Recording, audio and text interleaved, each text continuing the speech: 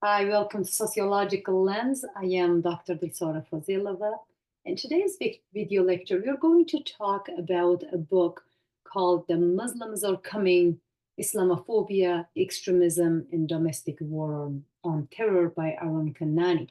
When we look at the first title, The Muslims Are Coming, it's so dramatic that is just kind of warning you that there is a danger, the Muslims are coming.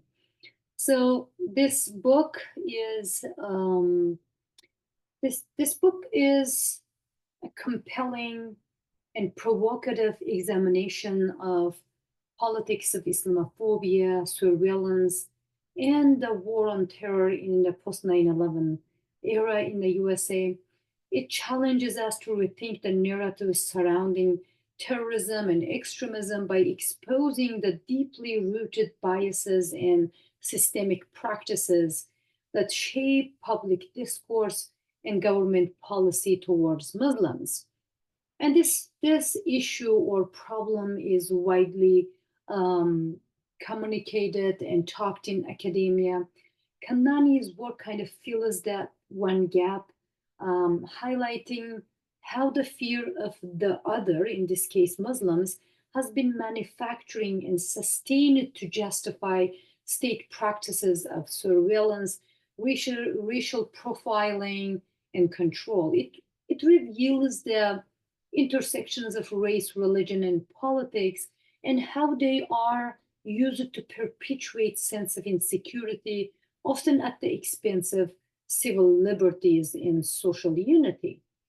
As we explore this text, we will examine key arguments and themes such as construction of radicalization as a concept, the global implications of the war on terror, and the lived experiences of those targeted by these narratives. We will also discuss how Kanani critiques the role of media, state institutions, and even academic frameworks by perpetuating these injustices.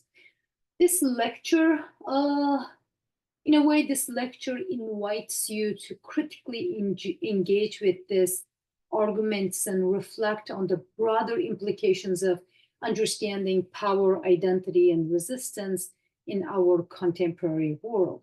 By the end of this discussion, my aim to have a deeper grasp of not only the specific issues raised in the book, but also broader socio-political dynamics that make the Muslims Are Coming such as existential and essential contribution to current debates on Islamophobia and counterterrorism.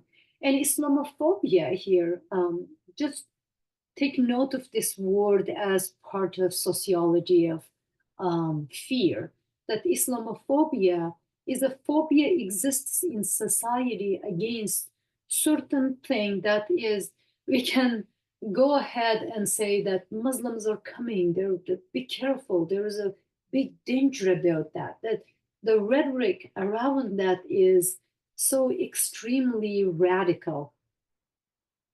So let's get into it. So what this book is about and why Kanani wrote this book. The Muslims Are Coming by Aaron Kanani is a critically acclaimed exploration of the intersection between Islam, race, and the politics of fear in post-11 world.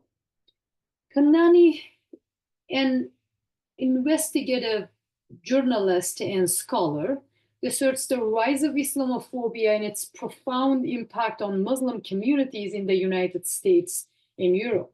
The book addresses how the discourse surrounding Islam, terrorism, and extremism has been shaped by political agendas, media representations, and state practices of surveillance and control.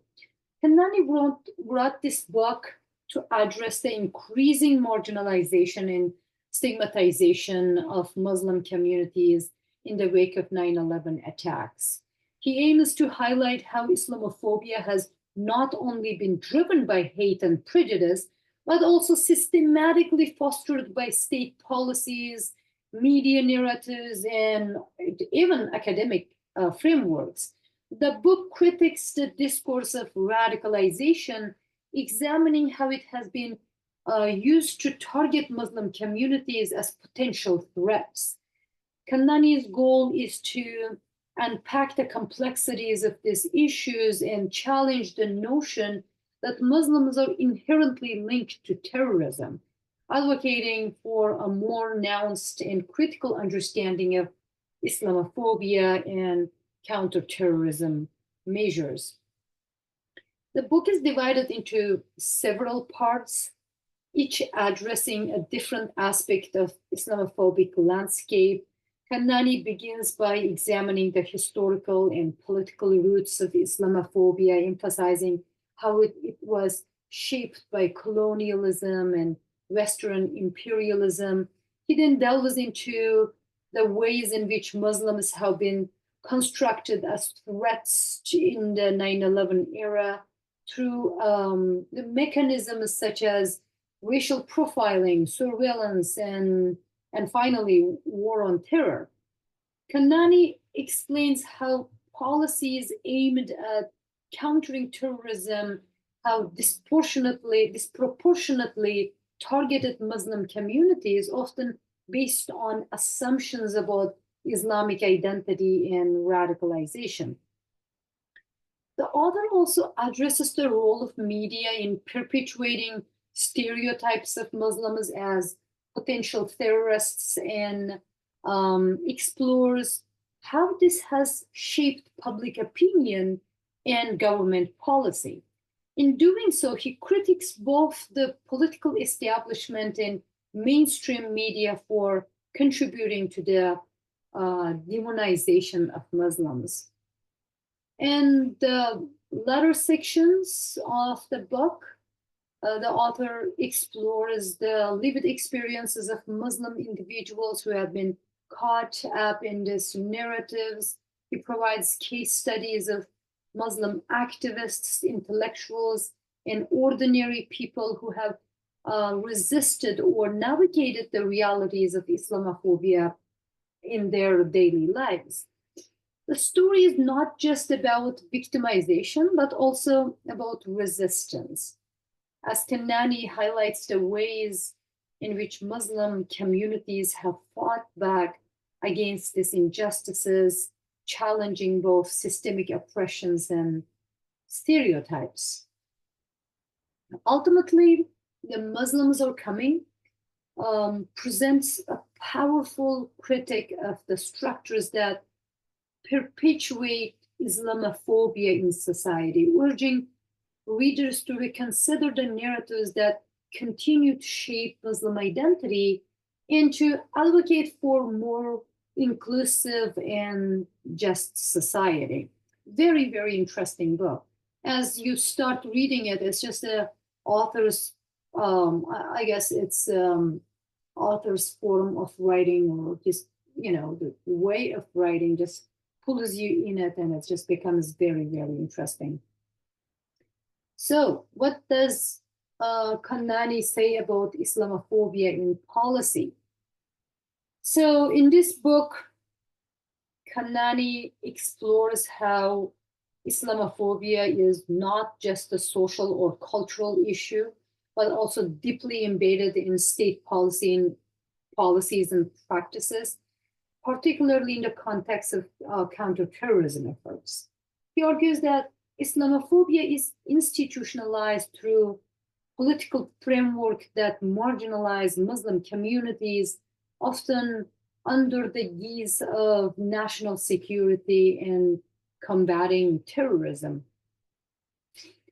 Kanani discusses how state policies in both in the United States and Europe have been shaped by a discourse of fear and suspicion of Muslims, particularly after the 9/11 attacks. This fear has been institutionalized in various forms, including racial profiling and surveillance and discrimination towards immigrant communities or immigration practices. He highlights the role of counterterrorism laws and initiatives such as the Patriot Act in the United States and the anti-terrorism legislation in the UK, which have disproportionately targeted Muslims. These policies, while presented as necessary for national security, have often been rooted in racial and religious profiling, treating Muslims as suspects simply because of their faith or ethnic background. And Kanani focuses on how the war on terror narrative has contributed to the creation of policy environment and links Islam with terrorism. He argues that the concept of radicalization has been used to justify policies that target Muslim communities, portraying them as inherently vulnerable to extremism. This has led to systemic, preemptive approach to dealing with Muslims, including surveillance of mosques, community centers, and then even individuals, often based on their religious or cultural identity, rather than any actual involvement in criminal activities. The concept of radicalization, as Kanani points out, is a vague and often applied in ways that stigmatize Muslims, reinforcing stereotypes as them as potential terrorists. Kanani also critiques the vast expansion of surveillance programs targeting Muslim communities, both domestically and abroad. He explains how the state has used these surveillance measures to justify monitoring Muslim organizations and individuals under the pretext of preventing terrorism. In his analysis, he stresses that these policies often violate civil liberties and fuel a climate of distrust and alienation within Muslim communities, which in turn makes it harder for those communities to engage meaningfully with the broader society. The book delves into how these policies affect the daily lives of Muslims. The ongoing suspicion and state scrutiny faced by Muslims result in alienation, discrimination, and constant sense of being under surveillance. Kanani emphasized that these policies have created a narrative that frames Muslims as outsiders who must constantly prove their loyalty to the state, leading to a cycle of exclusion and resistance. Ultimately, he argues that Islamophobia in policy is not a byproduct of individual prejudice, but is embedded in the political structures that govern society. The policies, which are often justified as necessary to protect national security, have deep social consequences, perpetuating cycles of fear, discrimination, and division in society. He calls for a reevaluation of counterterrorism policies and a move toward more inclusive and just approaches that respect the rights of all citizens, regardless of their religious and ethnic backgrounds. Misconceptions of radicalization. He critically examines the concept of radicalization and challenges several misconceptions that have become central to Western policies and public discourse, particularly in the context of Muslim communities. He argues that the way radicalization is understood and framed often oversimplifies complex social and political dynamics, leading to misguided policies and increased Islamophobia. He talks about radicalization as a linear process. One of the key misconceptions Kanani addresses is the idea that radicalization follows a simple linear progression. The mainstream narrative often present radicalization as a predictable path with identifiable stages that begins with the mild discontent and culminate in violent extremism. This model suggests that individuals, especially Muslims, move from dissatisfaction with their social and political circumstance to extremist beliefs and eventually to act of terrorism. Kanani critiques this linear view and argues that it is overly simplistic and fails to capture the complex nature of radicalization. Radicalization, according to Kanani, is not one size fits all process and cannot be neatly categorized or predicted.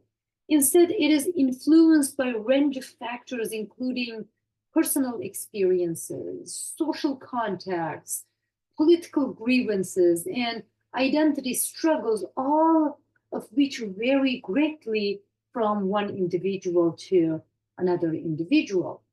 Kanani also addresses the problematic idea that radicalization is inherently tied to Islam or Muslim identity. After the 9/11 attacks and in the years that followed, Islam was increasingly framed as a violent religion, and radicalization became synonymous with Muslim extremism. This view, Kanani argues, stigmatizes entire communities by associating their religious identity with terrorism. And that is. He highlights how this understanding of radicalization ignores the political and historical contexts that often drive individuals towards violent extremism, such as foreign interventions, political repression, and social exclusion. The focus on religion, rather than complex socio-political issues at play, narrows the understanding of radicalization, leads to ineffective counterterrorism strategies. And he talks about radicalization as a problem of bad Muslims. Another misconception he talks about in critics is the tendency to threat or tendency to treat radicalization as a moral failing or ideological issue within the Muslim community.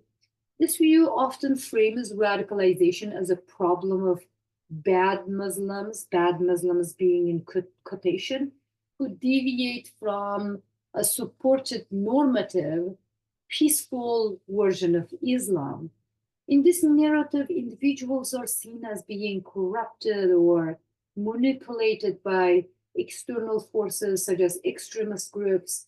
However, Kanani argues that this framing ignores the deeper structural issues that lead to disillusionment and anger among marginalized communities, including systemic racism, social inequality, and the alienation experienced by Muslims in Western societies.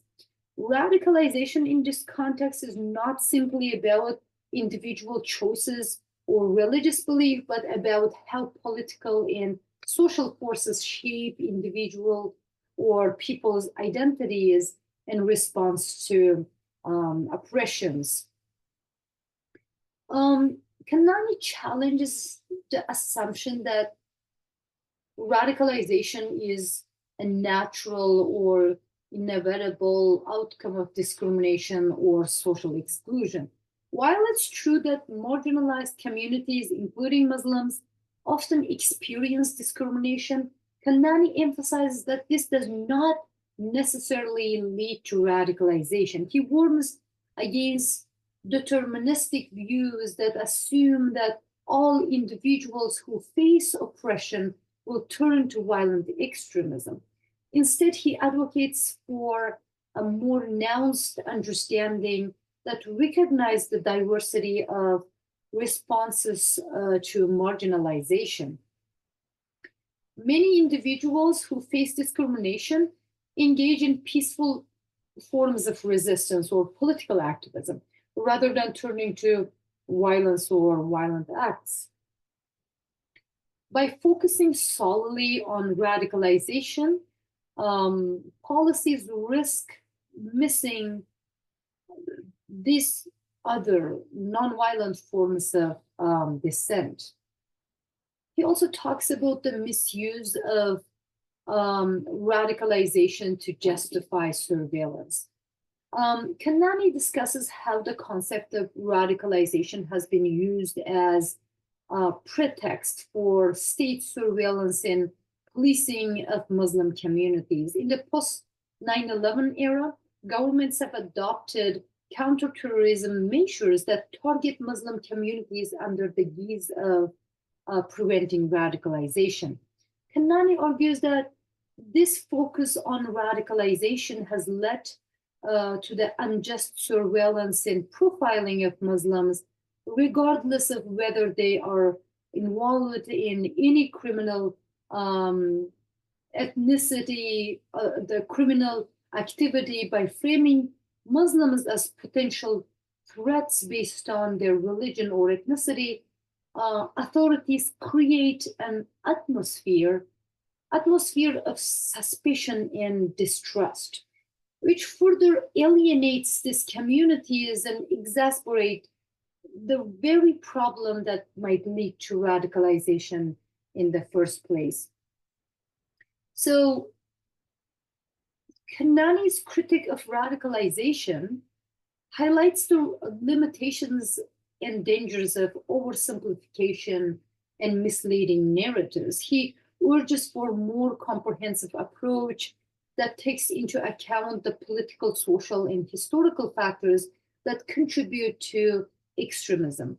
Rather than focusing on Muslim identity or religious belief as the root cause of radicalization, Kanani calls for a broader understanding that recognizes the complex interplay of factors that led individuals to embrace violent ideologies.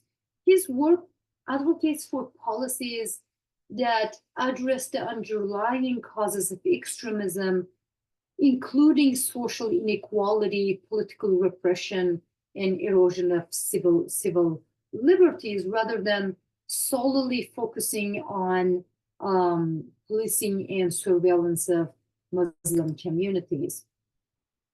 He also talks about the impact on civil liberties. He examines the impact of counterterrorism policies on civil liberties, particularly in the context of Muslim communities in the West. He argues that these policies, which have been heavily shaped by the post 9/11 climate of fear and the concept of radicalization, have led to significant erosion of civil liberties, particularly for Muslims who have been disproportionately targeted by surveillance, policing, and state intervention. And surveillance and profiling is the main element in this. One of the most direct impacts of civil liberties, according to Kanani, is the widespread surveillance of Muslim communities. In the name of counterterrorism, governments have implemented extensive surveillance programs that monitor monitor the activities of Muslims and their organizations. These programs often target people based on their ethnicity, religion, or association with Muslim communities rather than on any specific evidence or wrongdoing. This form of profiling not only violates individual privacy rights, but also fosters an atmosphere of suspicion and mistrust, which is very harmful for society. It also talks about the loss of due process and primitive preemptive policing. And this is basically, highlights the impact of counterterrorism measures on due processes, particularly with the use of preemptive policing. Many counterterrorism laws have granted authorities the power to detain individuals without sufficient evidence or charge, often under the guise of preventing potential terrorist activities in some cases before even they occurred. It is kind of like accusing somebody before there is any kind of crime. It's just charging people before they commit, as is based on some type of prognosis. This preemptive approach compromises fundamental legal protections such as the presumption of innocence, the right to a fair trial, and the right to be free from arbitrary detention. Such measures disproportionately affect Muslim communities, further stigmatizing them and infringing on their civil liberties. And it seems like he talks about radicalization as a justification for state intervention.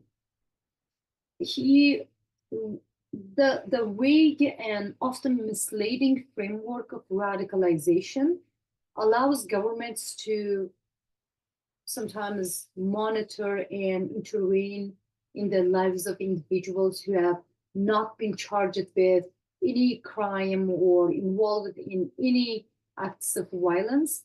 The focus on detecting potential threats based on ideologies or behaviors, even when no illegal actions have occurred, which violates freedom of expression and freedom of association.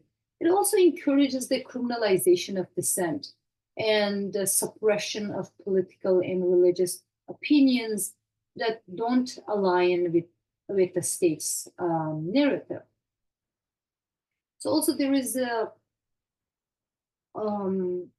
he emphasizes that counterterrorism measures often infringe upon religious freedom, particularly for Muslims.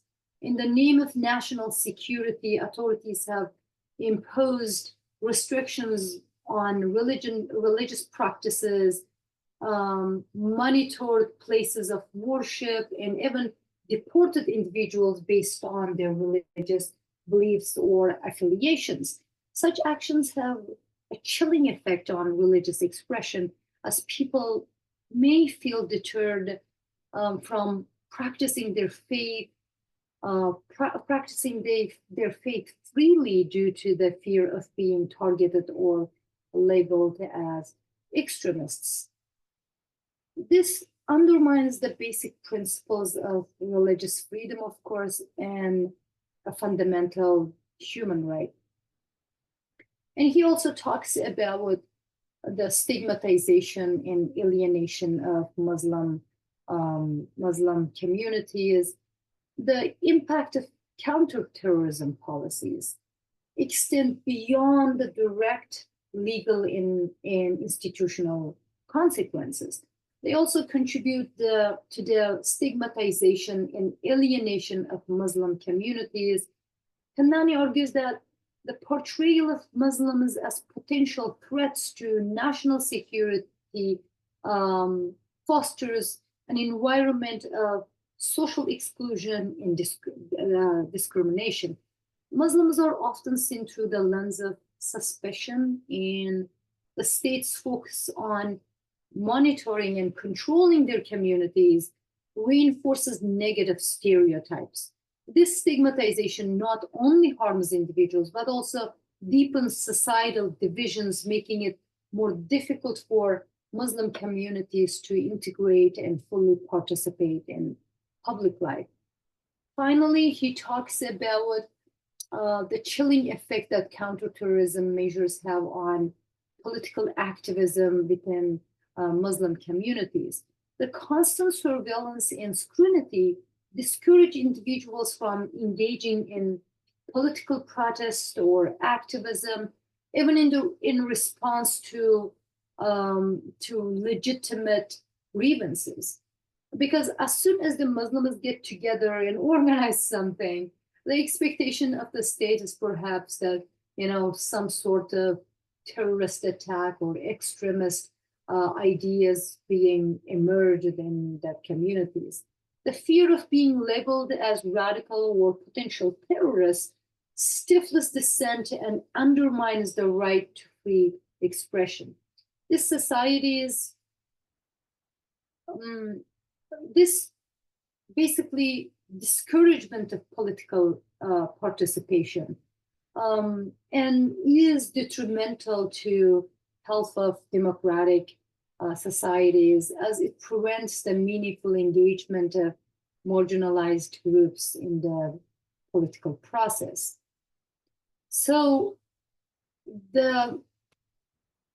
he also talks about transatlantic analysis that he compares the treatment of Muslim communities and the development of counterterrorism policies in both the United States and Europe. He explores how the rise of Islamophobia and the war on terror have shaped policies and political discourses across the Atlantic, revealing both similarities and differences in the ways that Muslim populations have been targeted and marginalized. Kandani identifies a shared pattern of discrimination against Muslim communities in both USA and Europe. Although the historical and political contexts differ, in both religions, Muslims are often portrayed as potential threats to national security, with counterterrorism measures disproportionately focusing on their religious identity rather than specific acts on terrorism. This creates an atmosphere of suspicion, as we mentioned earlier, leading to the surveillance, profiling, criminalization of Muslims, while the specific tactics and policies may differ between UK and USA. The overarching trend of stigmatizing Muslims and linking them to terrorism is common in both sides of the Atlantic. Despite these shared patterns, Kanani also highlights the significant differences between US and European approaches to counterterrorism, terrorism, and Islamophobia. In the USA, the response to 9/11 was marked by the implementation of highly centralized and sweeping national security measures such as the Patriot Act and establishment of the Department of Homeland Security. These policies led to widespread surveillance and detention of Muslim individuals, often without due process.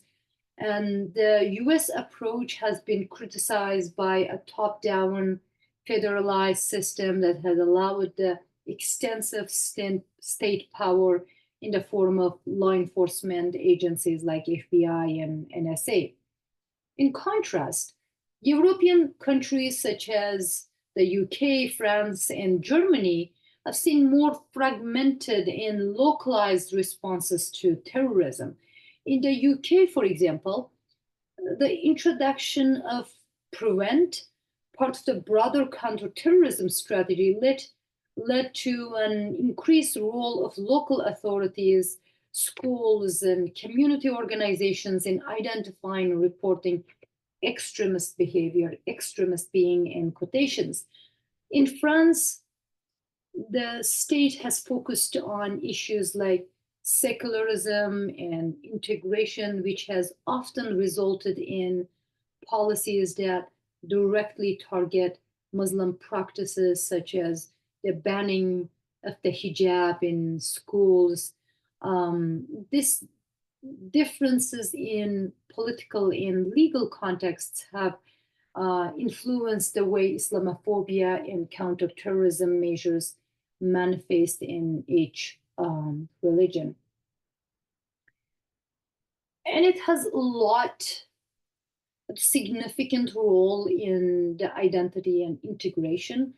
Kanani's transatlantic analysis also gets into the role of identity and integration in shaping policies towards Muslim communities. In Europe, particularly in countries with significant colonial histories, there has been an emphasis on issues of integration and national identity. Muslims are often seen as outsiders whose presence is framed as a threat to European values or a failure to assimilation.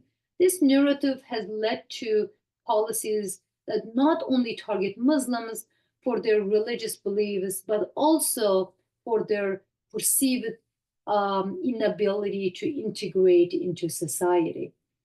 In the USA, however, the focus has been more on religion as a source of potential extremism, with Muslims often defined as monolithic group whose religious identity is seen as inherently foreign or un-American.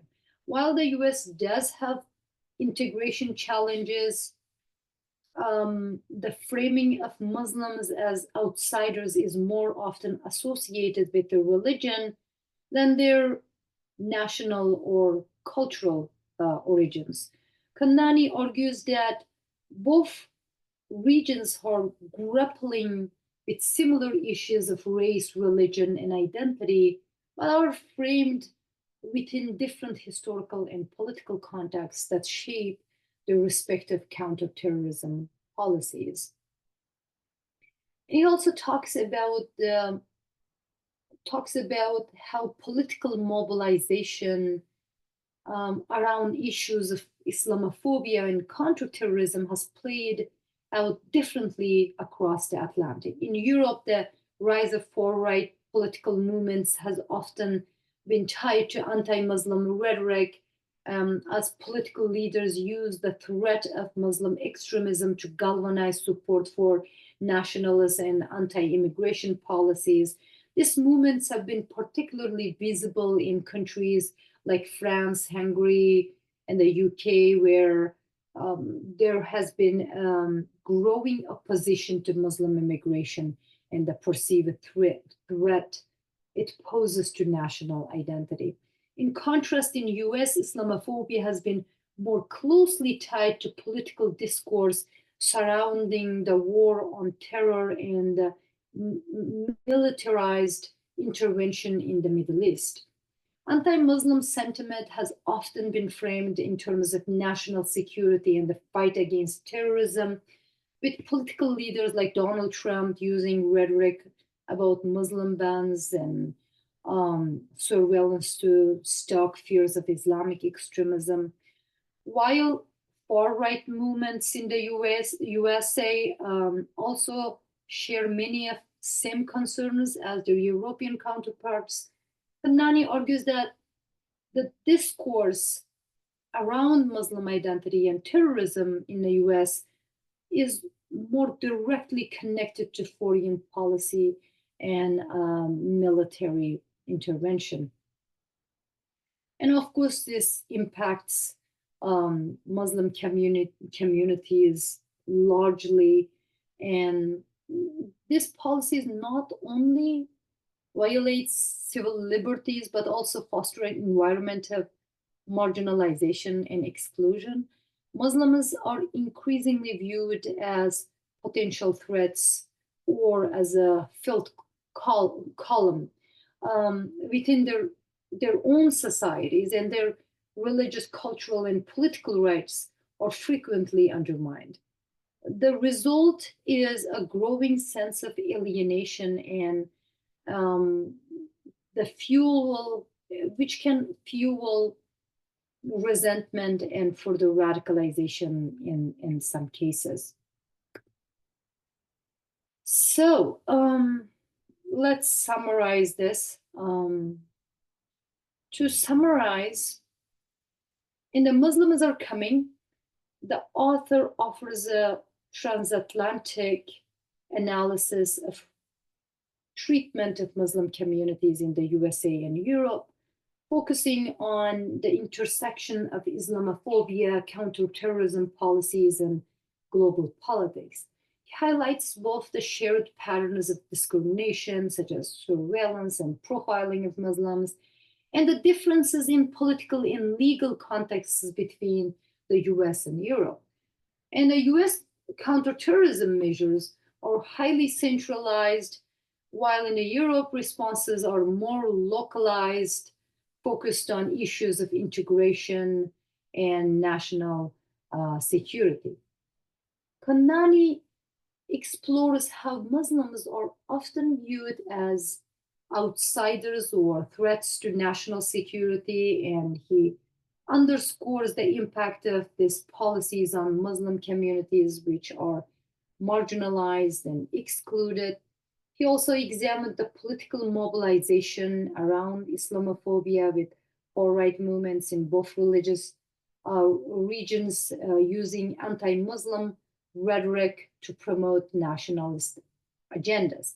Also, we talked about that author argues that these counterterrorism policies risk undermining democratic principles and human rights, fostering alienation within Muslim communities, and potentially fueling further radicalization.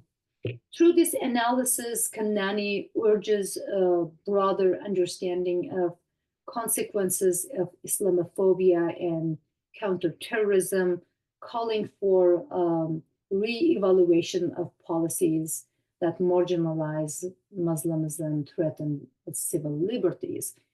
And in our last analysis of fear in society, now you can see that there are different kinds of fear exists in society. It can be from different sources. In Islamophobia and the war on terror can cause further fragmentation and increase that, thicken the fabric of fear in society.